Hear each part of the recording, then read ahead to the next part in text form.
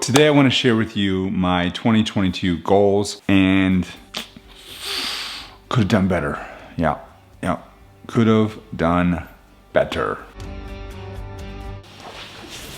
Oh, I am absolutely drenched. I am wet, I'm soaked from my head to my toe. It's raining here in Portugal.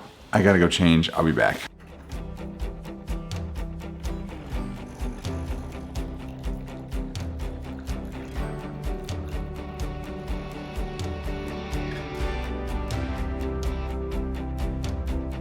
I'm exhausted today. I'm exhausted because didn't sleep well last night. We had musical drip drops going on in our room. So this is the carnage that was last night. It absolutely, we had a huge, they call them atmospheric events here in Portugal. And you can see outside what's normally very clear. You can see all the way to the mountains. You can see nothing. And we emptied the pots. All right, if you're new to the channel, my name is Jim. I am a trademark lawyer. I'm the founder of Hawthorn Law, which is a North Carolina-based trademark law firm. And I also like to do YouTube videos. And so today I want to talk to you about the goals that I set for myself for 2022 and how I did with my goals. So,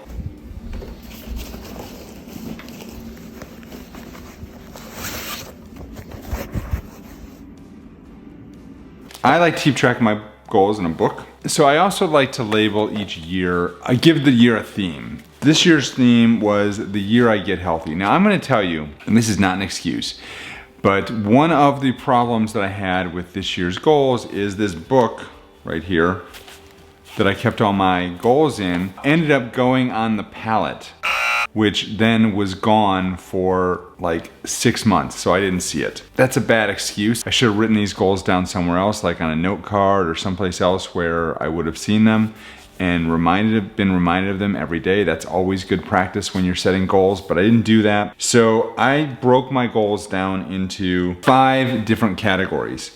Health, spiritual, business, financial, personal, and so four categories I broke them down into.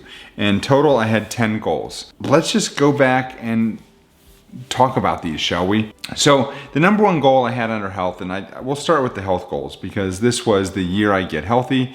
And so how'd I do with that? Well, the number one goal was get back to the weight I was at when I started my YouTube channel. Yeah, that didn't happen. I would have needed to lose about 10% of my body weight, and I actually gained maybe 5% of my body weight. That was not where I wanted to be with that goal. I blame it the pastel de nadas here in Portugal, but more than anything, I blame the fact that it was a rough year. It was a difficult year. Personally, moving the family to Portugal and everything that went with it and all the stressors that came with that. I probably overate, I stopped exercising, and that's really the long and short of it. Now, I did think that when we got to Portugal, I'd be walking a whole lot more than I do, and that that would counteract the fact that I was no longer running and working out on a regular basis.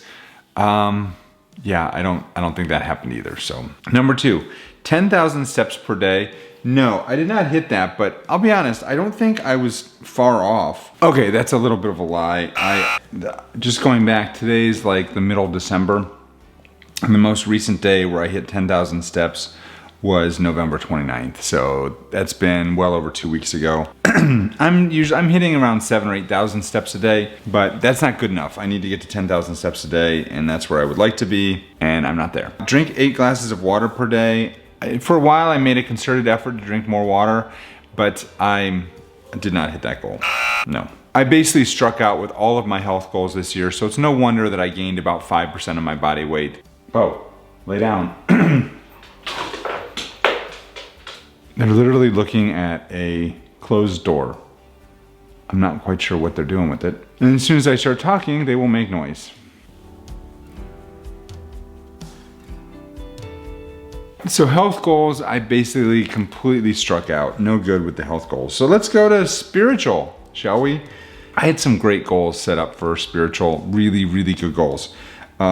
Daily meditation and journal Yeah, I think I did the journaling daily for maybe a month or two. And then I don't know, some point it went down the wayside. In fact, I can check that too, because I was doing it in Notion. Yeah, I actually made it till the end of, see, that's what I'm talking about. As soon as I start to talk, the dogs whine. Yeah, in terms of my journaling, I actually made it 1/3 of the year. So can we give me like 1/3 credit for that? I made it to the end of April with my journaling. That actually not too bad. May, if I recall correctly, May is when things started to get really nuts in terms of getting ready for moving to Portugal. And so very good likelihood that that was the point where I just, everything kind of went out the window, because we were starting to really get ready for our move, which was going to be happening in just like 2 months from then. So I think that's what happened with that. And then once I got to Portugal, I just forgot, to be perfectly honest. And that, combined with the lack of furniture for the first several months we were here, probably contributed to that a little bit. Okay, daily meditation. Yeah, I never really got going with that. That was just not something that happened. Something I would like to try in 2023. I think it would be good for my mental health. I think it would be good for my spiritual health. But we'll go with that. For those of you that don't know, this is our dog, Bo. He's the one that I'm normally yelling at in the videos. And he doesn't actually like to be videoed. He doesn't really enjoy it, but he does enjoy pets. All right, so the first business goal I had for the year was to add 300 students to my program. That didn't happen, and I will take full blame for that. I think the reason that that didn't happen was because I did not do any major promotions. I did some promotions throughout the year where I basically, sent some promotional emails to my list, to my email list. But other than that, I didn't do any like real social media campaigns to promote the program.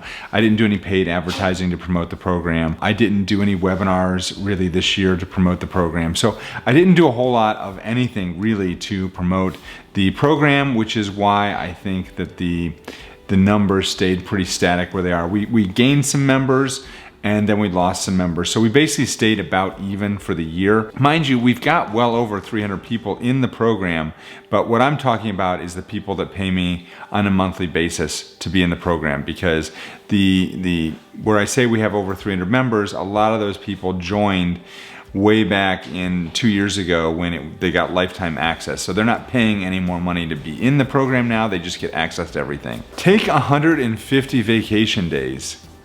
I don't know, I might have come close to that actually, now that I think about it, because 150 vacation days is basically, no, I didn't hit it. 500,000 in total revenue. So the law firm did decent. Most of it was weighted on the back end when we really started promoting the trademark services that the law firm does, and really basically finished up some longer term projects that I have with some clients where they run a monthly retainer, and really focus the law firm to where now we only do trademarks. We are a trademark law firm. Now we do LLCs and things like that for people, but is normally in conjunction with filing their trademark for them. So, but we consider ourselves to be a full service trademark law firm now, and that's where the focus is going to be in 2023.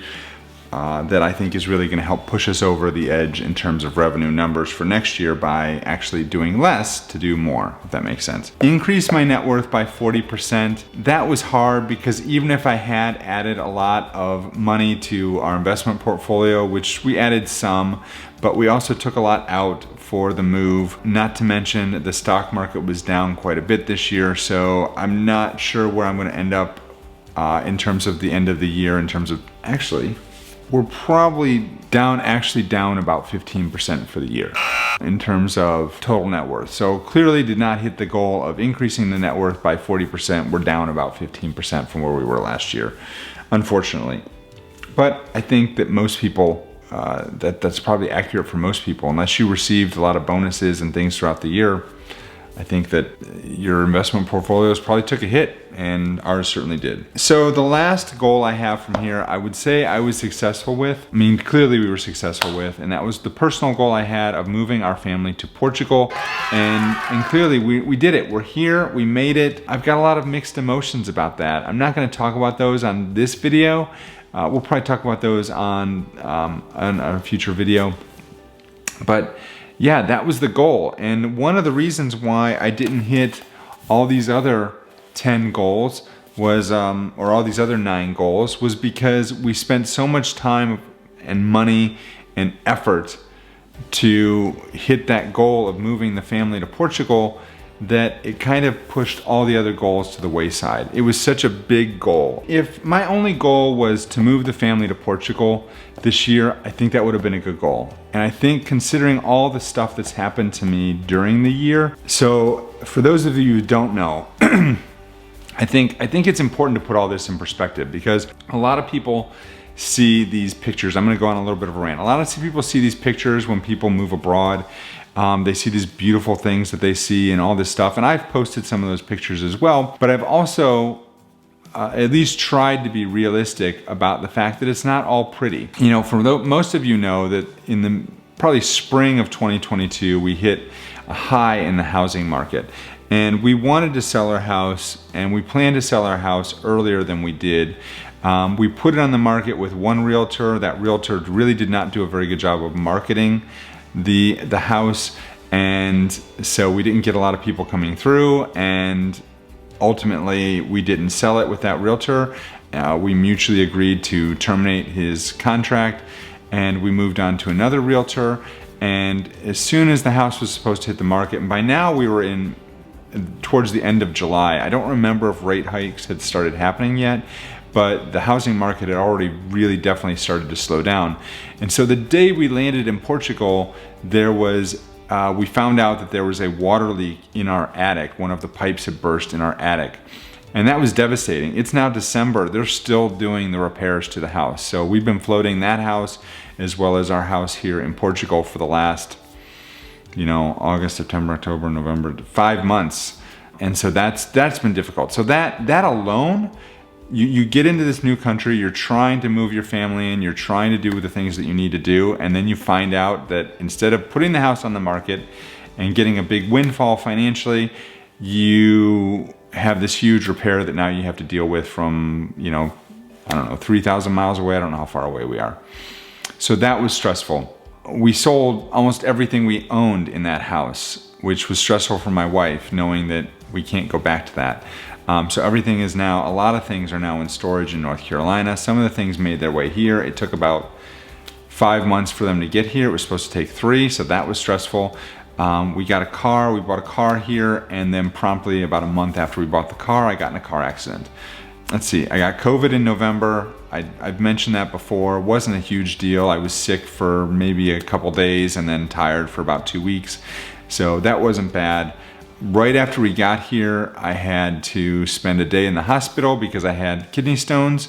So that was not fun. So it's just been one of those experiences where, and then now, what I'm dealing with today. I showed you the pictures of, we had this rain last night, and this happened also last week. And so when it rains, our bedroom, it's like rains in our bedroom, and we have to put 5 pans out to catch all the water. And so now we're worried about, could there be mold and things like that moving into the winter. So I think it's important that for those of you out there who are setting goals and looking at what you want to accomplish, understanding that just because you see what other people are doing online, understand that that is a snapshot of their life. That's not the whole life, right? And I want you to understand that even though I put some things out personally about myself and what's going on with me and my family, and I show pictures on Instagram of what we're doing, everything is not perfect. And that's really it. And so 10 goals this year, and I hit one of them. We're gonna have to reassess and move forward for next year. And I will be setting my goals for next year and doing that in a subsequent video. I just wanna let you know that the expat life, it's fun, it's good, it's stressful, it's not everything that you think it is. And so just because it seems glamorous, I want you to understand it's not always as glamorous as you might think.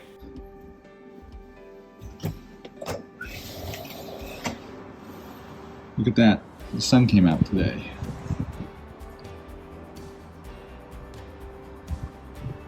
So I didn't want to leave this video on a bad note. I want to let you know that the sun does come out, and even if you don't hit your goals from the last year, tomorrow is another day. And just like today, the sun came out and it's a beautiful day today.